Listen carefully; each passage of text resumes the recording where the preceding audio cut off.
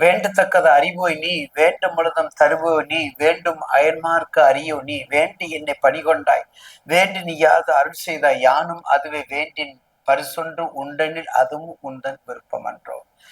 ஈசனே சிவகாமி நேசனே என ஈன்ற தில்லைவாழ் நடராஜனுடைய திருவடி தாமரையை வணங்கி இன்று 13/7/2025 ஆணி மாதம் 13ஆம் நாள் ஞாயிற்றுக்கிழமை அனுகிரகமும் அனுகூலமும் நீதியும் நேர்மையும் கொடுக்கக்கூடிய 9 நவகிரகங்களில் ஒரு நொடியில் நமது கலாச்சாரத்தை, ஒரு நொடியில் நமது பண்பாட்டை, ஒரு நொடியில் நமது சௌரியத்தை தலகில ஆக்கக்கூடிய திறன் அருள் ஓம் நீலாஞ்சனம் சமாபாசம் ரவிபுத்திரம் யமாகிரஜம் சாய மார்த்தாண்ட சம்போதம் தம் நமாமி சனீஸ்வரம் அவருக்கு தான் உண்டு.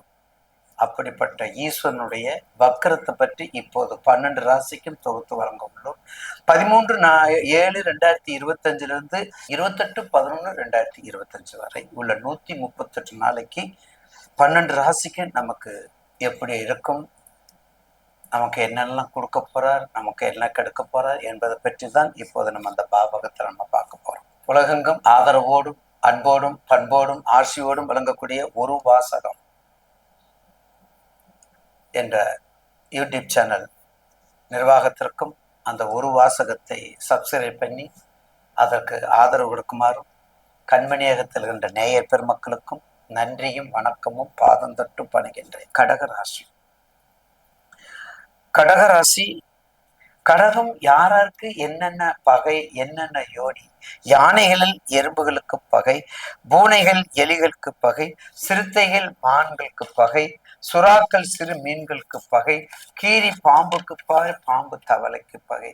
வாழ்க்கை என்பது பொய்த்து பிழைப்பதும் ஏய்த்து பிழைப்பதும் அல்ல, பிறரை போராடி ஜெயிப்பதே வாழ்க்கை. பார்த்தீங்களாங்க ஐயா, அந்த கடகராசிக்கு பாருங்க, வாழ்க்கை என்பது பொய்த்து பிழைப்பதும் ஏய்த்து பிழைப்பதும் அல்ல, பிறரை போராடி ஜெயிப்பதே வாழ்க்கை. அதுதாங்க அங்கே நான் யோனி பொருத்தத்துல, ஏன்னா நம்ம ஜோதிடத்துறையில் இருக்கும்போது உங்களுக்கு அந்த ஜோதிட சம்பந்தப்பட்ட அதனுடைய டிராபிக்கு அதான் கொடுக்கணும். தேவையில்லாத கொடுத்து உங்களை ஏற்கனவே நானும் மென்டல், உங்களையும் நான் மென்டல் ஆக்கி கொடுக்காது. உங்களுக்கு என்ன தேவை அதை மட்டும் எடுத்துக்கணும். அப்போ கடகராசிக்கு எப்படி இருக்கும் உங்களுக்கு எல்லாம் ஒன்றுக்கொன்று முரண்பாடு வற்றவை. அதனாலதான் அந்த கடகத்துக்கு தாய் அன்பு, வெளிநாடு, நீர் சம்பந்தப்பட்டது, வெள்ளை சம்பந்தப்பட்டது, அன்பு சம்பந்தப்பட்டது, ஐக்கியம் சம்பந்தப்பட்டது, பண்பு சம்பந்தப்பட்டது, போராடி ஜெயிப்பது. கடந்த கால அஷ்டமத்து செல்ல கண்ணீர் செங்கல் நீர் ரத்த கண்ணீர் விட்டுட்டு சிந்திய இறக்கல உங்களுக்கு ஒரு சிறப்பான 138 நாள்ல அடி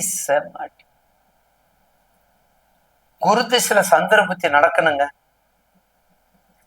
கடகராசி கடக லக்கணத்துக்காரங்க குரு திசையில சந்திர புத்தி, சந்திர திசையில குரு புத்தி, செவ்வாய் திசையில சந்திர புத்தி, சந்திர திசையில செவ்வாய் புத்தி, சூரிய திசையில செவ்வாய் புத்தி சொல்லவே வேண்டாம். அந்த சம்பந்தப்பட்ட பிளானட்டுகளோட அந்த கோள்களுடைய நெருக்கமான நட்பு கோள்கள், லக்கணமும் கடக லக்கணம், சிம்ம லக்கணம், விருச்சக லக்கணம், லக்கணம், இப்படியெல்லாம் இருந்தா 138 நாளுக்குள்ள சொர்க்க வாசல் உங்களுக்கு தான் முதல்ல திறக்கும். சொர்க்க வாசல் உங்களுக்கு தான், ஒளி கதிர்கள் உங்களுக்கு தான், உதய சூரியன் உங்களுக்கு தான், ஒளி கதிர்கள் உங்களுக்கு தான், காலையில் மலர்வது உங்களுக்கு தான். சந்தியா வந்தனம் செய்து ஒவ்வொரு நாளும் இறைவனை பாடி துடிப்புகள் நிச்சயமாக ஒரு நல்ல வாய்ப்பு நமக்கு கிடைக்கும். கடகத்துக்கு கருணை கடல் காஞ்சி காமாட்சியை வணங்குங்க, அம்பாள் வழிபாடு பண்ணுங்க. காமாட்சி ஆதி காமாட்சி, மாங்காட்டுல இருக்கக்கூடிய ஆதி காமாட்சி, அந்த ஆதி காமாட்சியை வணங்குங்க, அம்பாள் வழிபாடு நல்லா பண்ணுங்க, மனமுருகி பண்ணுங்க. அபிராமி அந்த 27வது பாசுரத்தை படிங்க, திவ்ய பிரந்தத்தை படிங்க. இதெல்லாம் படிச்சு வந்தீங்கன்னா கண்டிப்பாக இந்த 138 நாள்ல கடகத்துக்கும் சிம்மத்திற்கும் ஒரு மகத்தான ஒரு நல்ல பொன்னான நாள், ஒரு யோக பலமுள்ள நாள் தான் நான் சொல்லுவேன். எதை வச்சு சொல்லணும்? இயற்கைக்கு மாறான, உங்களுடைய குணத்திற்கு மாறான, உங்க இயல்புக்கு மாறான வக்ரம். அந்த உக்கரத்தை அடைகிறது கடகம், சிம்மம், விருச்சகம், மீனம். நல்லா இருக்கும்.